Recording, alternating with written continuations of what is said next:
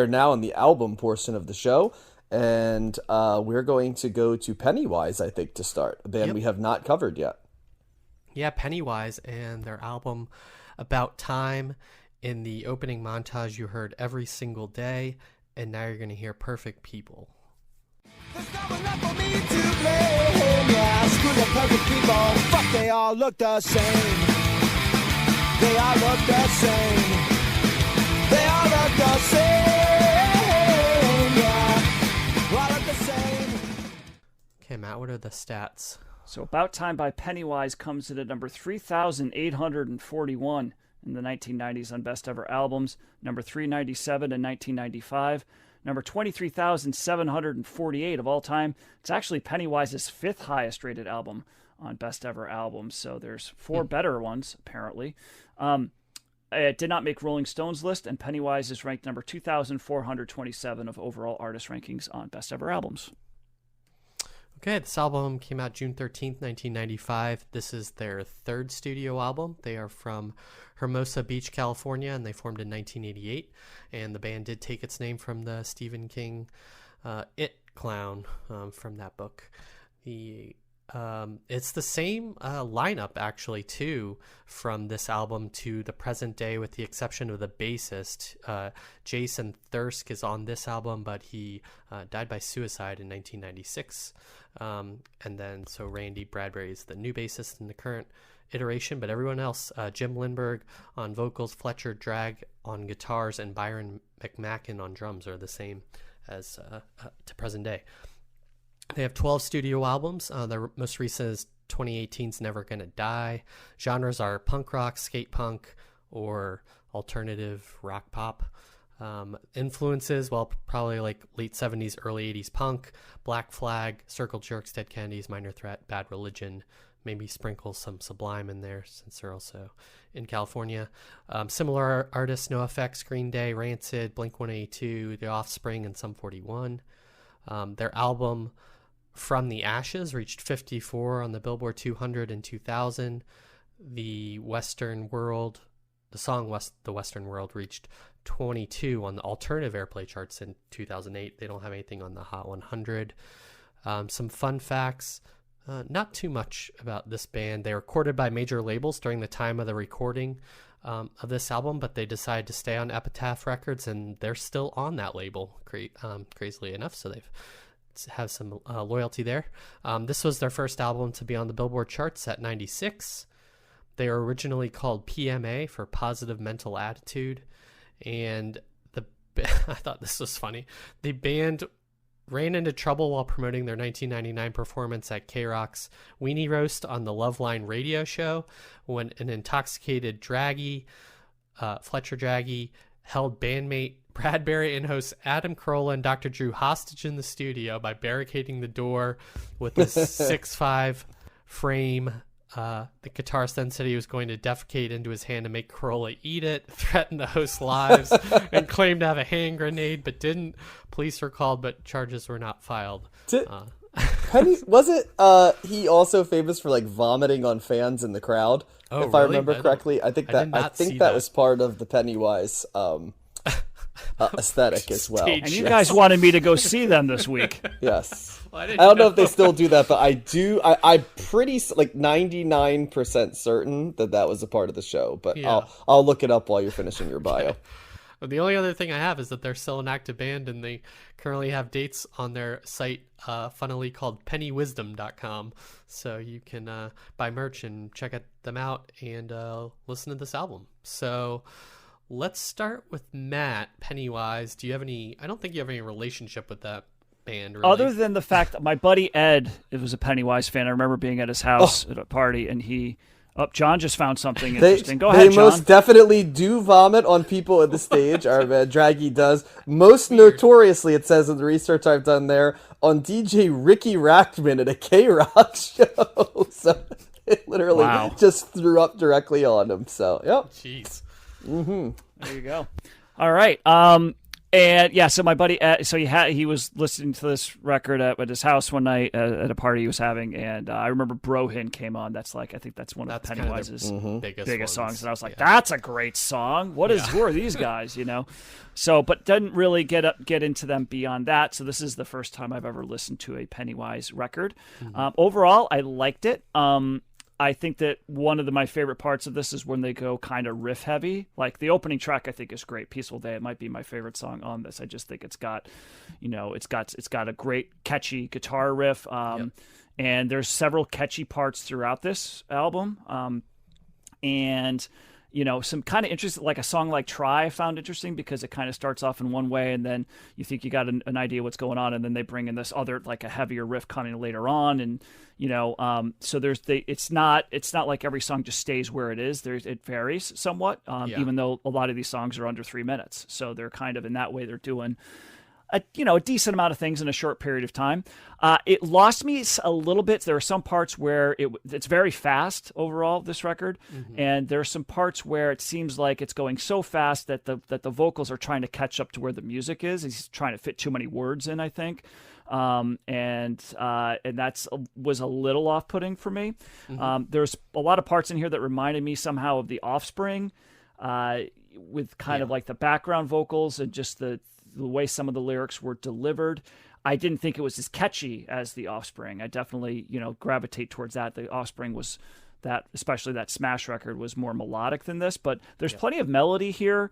And I'm just seeing here that it's considered, I was thinking about what type of punk this is, and I saw skate punk was one of the genres. I'm like, well, that makes sense, right? I could see that kind of for sure it's skate punk, from this, and I didn't think of that automatically on my own, but it does make sense. Skate punk's not my favorite type of punk, but this is kind of like, I don't know, I like this better than a lot of the skate punk that I'm familiar with. I think the vocals maybe are the reasons for it. I think that it's a little bit more distinct. A lot of skate punk, I think, they're all kind of doing the same type of vocal, like a higher pitch type of vocal sound, which I don't know, kind of blends together for me. And this album it was a little samey, but it's got a lot of energy, and I feel like if I could listen to this a little bit more, parse some stuff a little bit further from each other, I would like it even more, perhaps. But generally speaking, pretty good riffs, a lot of energy, and some good melody to keep you interested. And not too long either. So in these days, that's a plus. So yeah, I'm thumbs up on this one. Yeah, I love Pennywise. I was reminded how much I like them as I was listening to this. They kind of were from pretty much the beginning, like 91 when they first came out. I can remember that an older brother of a friend of mine was a huge fan of them. I had a lot of friends whose older brothers were skaters, and they were at the thing where they were at the skateboard videos, right, where you get the videos. It was just compilations of guys shredding, and Pennywise was always both on those collections and compilations, as well as being played from like boom boxes when like skaters would play. And it was an area where I connected with the people that were skaters. I was not one, but like in my life, this was sort of like the Venn diagram of where we connected. But this is just like a gigantic shot of adrenaline. Like it's a very short album. Like it's basically it's out before you know what's hit you, kind of. And I think the longest song on this album is 3 minutes and 5 seconds, which is the only 3-minute song on this album.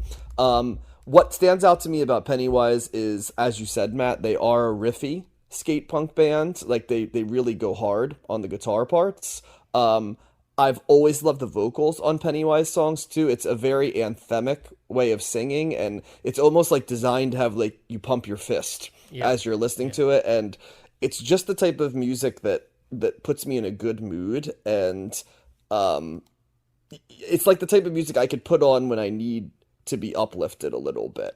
Also, their lyrics are really good. I don't know how much attention you guys paid to the lyrics, but they're often sort of societal critiques, and they're surprisingly political for, not overtly, but they're surprisingly political sort of in like a more general sense. I actually, when I was teaching, I actually used a Pennywise song as a way. I did a lesson in a creative writing class where it was to evoke feelings, and you would write. Right? Like when you listen to these songs, you'd write like words or a story based around the idea of like the music you were listening to. And I pulled a song from their next album, Full Circle, for that, called Fight Till You Die, and Society was another one. It's a really great album, the one that follows this. But Pennywise can't do a lot wrong for me.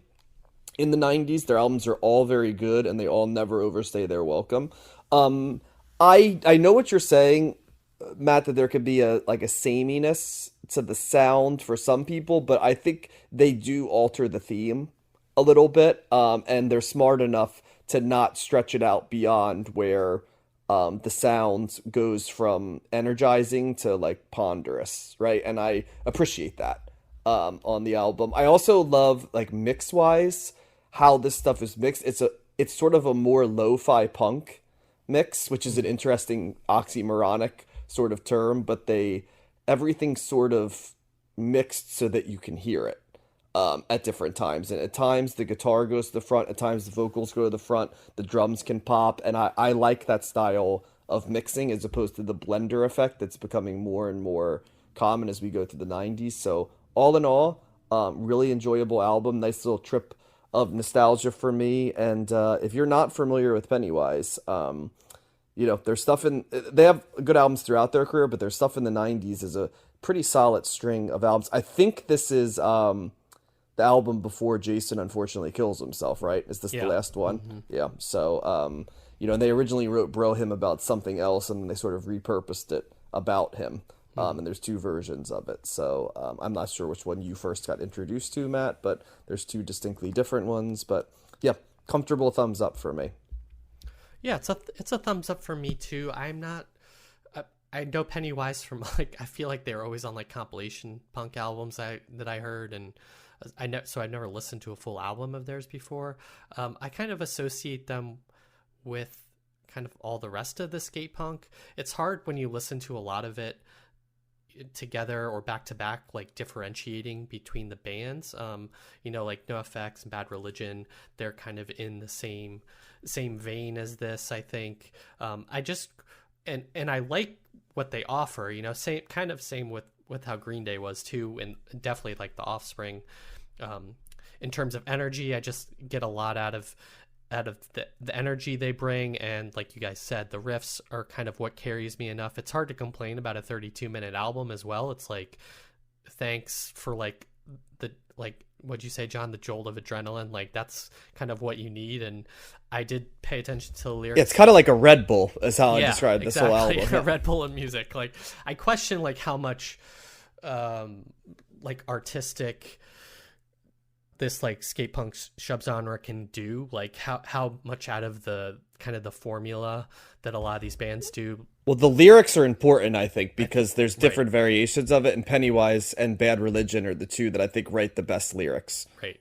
And that's probably as opposed to like the Offspring that might have better music, but their lyrics, it's kind of like not as much. Yeah. And that's probably where the space is given to kind of, set yourself apart, I should say. And so yeah, I heard some of that kind of like social commentary and stuff on this, and I appreciated it, but it's really just kind of the riffs and stuff that carried me through. It's never gonna rise, this subgenre, for as much as I listen to it and are familiar with the bands. Like I don't think it's gonna rise too much or elevate itself a lot, transcend, with the with the exception of the Offspring, which is just like, I guess probably like the Urtext, or like the epitome of like this of skate punk or something. But I did call it the White Album of like pop punk. Yeah. So that was good. So yeah, I like it.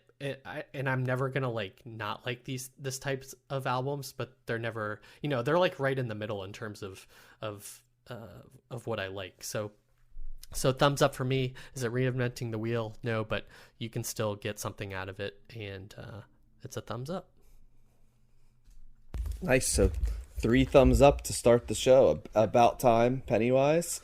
Our only time covering Pennywise in our run. So a representative